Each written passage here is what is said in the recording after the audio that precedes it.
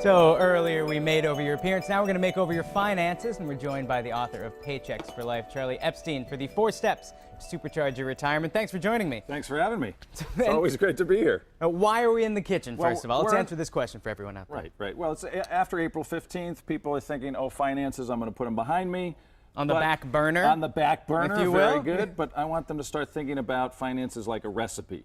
Recipes for Success, so our book Paychecks for Life, is 9 principles. It's a recipe for success on how to supercharge not only your 401k, but your finances in general. Kind of making your money work for you. Make your money work for you. Which is something that's pretty tough to do unless you follow these principles and take an active interest in financial literacy. Absolutely. The first one is talking about that 401k, so it's increasing your contribution. How does one do that? Right. So something I say is very simple for people to do. You want to think about just increasing your contribution by just 1% a year, and the power of that is pretty phenomenal. We've got an example, I think, of George and Morgan. There's 2 individuals. They're contributing their 401k. You can see George on the left. He's putting in tremendous difference. Tremendous difference, because in 35 years he has $405,000. He started at 5% and increased by 1% a year till he got till 10. Morgan didn't do that. She put in 5% a year and has half as much money in the same period of time. So just 1%. It's like seasoning and spicing up. It's like that extra pinch of salt or pepper. Exactly. Throw in some garlic salt, mix it up a little bit. Spice it right up. 1% increase a year. Makes and a big you're on your way to difference. almost doubling your money in 35 years. You put a little bit of lemon zest in a meal, it makes all the difference. Very Just powerful. 1%. Very powerful. I want people thinking just simple little basic steps. So we have the 401k, and a lot of people have that with their work. Yep. What a lot of people don't have, but that they could have, is the Roth IRA. Exactly. So you've got utensils when you're cooking. Yes. And so we put down this one and we say, well, let's say this Roth IRA. Now you can actually do this inside your 401k or outside, but what's the difference? When you put money in your 401k pre-tax, you've got 100% of that money going to work. It grows compounded. When you take it out, you have to pay taxes. That's when you get hit with the taxes. With the Roth, we're going to do the reverse. We're going to put the money in after tax, let it grow tax deferred, and then when I take the money out, I don't have to pay tax. Now, imagine you're a farmer. You have a bag of seeds, little bag of seeds. Okay. You're going to go across the street. You're going to plant those seeds in the farm land, and 30 years from now, maybe in your case 40 years from now, Let's hope so. You're going to harvest that crop. Which would you rather pay tax on? The little seed going in the ground today, or the big crop coming out tomorrow? I'd rather pay on the little seed. That's the Roth. Because then I have all the crops. That's the Roth.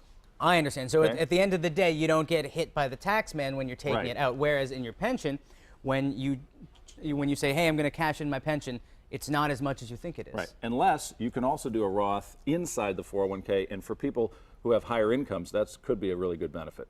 Now, again, talk to your tax expert, because it could decide whether or not you should take the tax out down the road or pay the tax today. So those are the 2 things.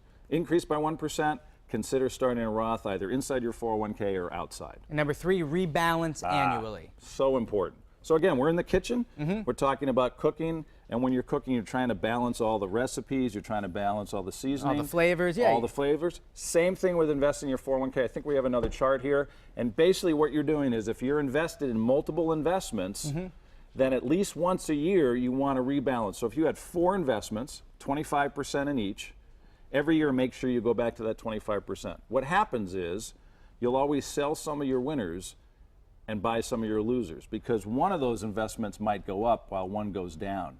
The tendency is for most people to do is they're going to sell what's low, and you're taking a big and loss then buy on it, what's high. which is the opposite of what you're really supposed to do. So this you can automate, and in a 401k plan, you can actually elect this feature, and it's automatic every year. And as the chart shows you, over long periods of time, 20 or 30 years, you can have phenomenal differences in not only performance, but reducing your volatility, which is what really scares people when they're investing. So pretty much it's that recalibration, and you can talk to your financial planner, or you can do it amongst yourself, but it's important to remember. Right, and again, in your 401k plan, you can automate that. So you want to talk about automating things, automate increase in contributions by 1%, automating the Roth contribution if you have it, and automate rebalancing. So this is something that you can set it and forget it, much like another kitchen phrase that we've come to learn. Part of our 9 principles, principle number 7, automate everything you do just like you would in business. And then you don't have to think about it, because that's the thing. Finances terrify people a lot. So if you can automate, if you can make it something you don't have to put on your list. And you know what I hear people will say? Charlie, I feel like I should do something. Actually, you don't have to. Don't follow these 9 principles. That's all you need to do.